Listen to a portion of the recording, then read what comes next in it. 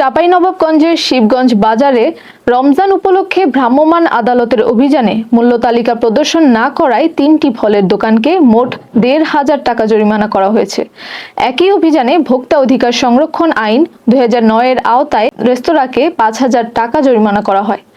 অভিযানে নেতৃত্ব দেন নির্বাহী ম্যাজিস্ট্রেট আশিক আহমেদ। এ সময় উপজেলা প্রশাসনের কর্মকর্তা ও ভোক্তা অধিকার সংরক্ষণ অধিদপ্তরের প্রতিনিধিরা উপস্থিত ছিলেন। বিস্তারিত থাকছে সহকর্মী আব্দুল্লাহর প্রতিবেদনে। যেগুলোর মধ্যে নিউজ পেপার আছে এগুলো সরান, অথবা তৈলাক্ত কোনো খাবার নিউজ পেপার ব্যবহার করবেন না। প্লেন কাগজ অথবা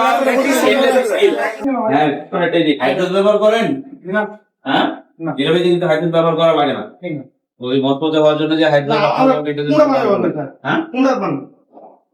এটা ঠিক আছে, কিন্তু ওই যে হাইড্রোজ দিয়ে টাকা লাগে না। ব্যবস্থা করেন, প্লাস্টিকের ব্যবস্থা করেন।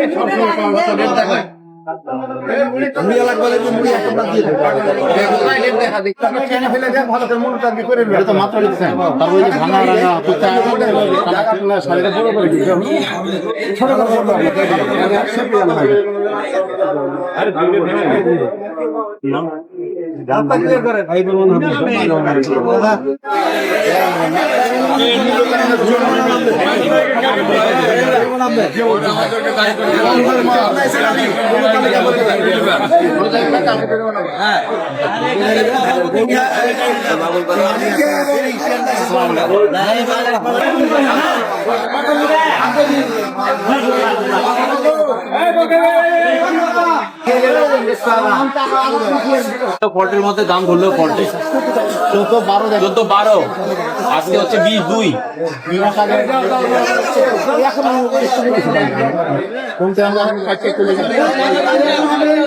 বাজারে তো 55 করে করতেছি, আপনার 35 করে করতেছেন, আপনি কত করে বিক্রি করেন?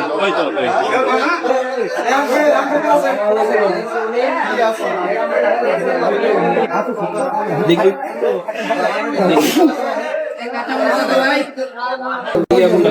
কবে কিনছেন? এগুলো তো 25-এর পরে কিনেন নাই?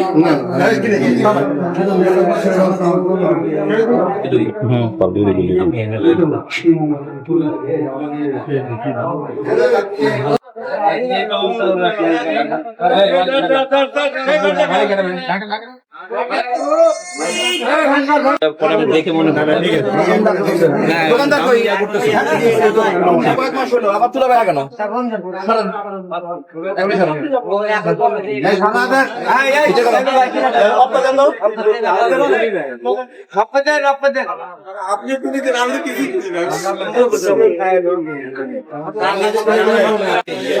বাইকিং করেন এই দোকানে কেউ জন্য কোনো কিছু না কিনে, এরকম রাস্তার মধ্যে রাখা রান্না করে না কিনে।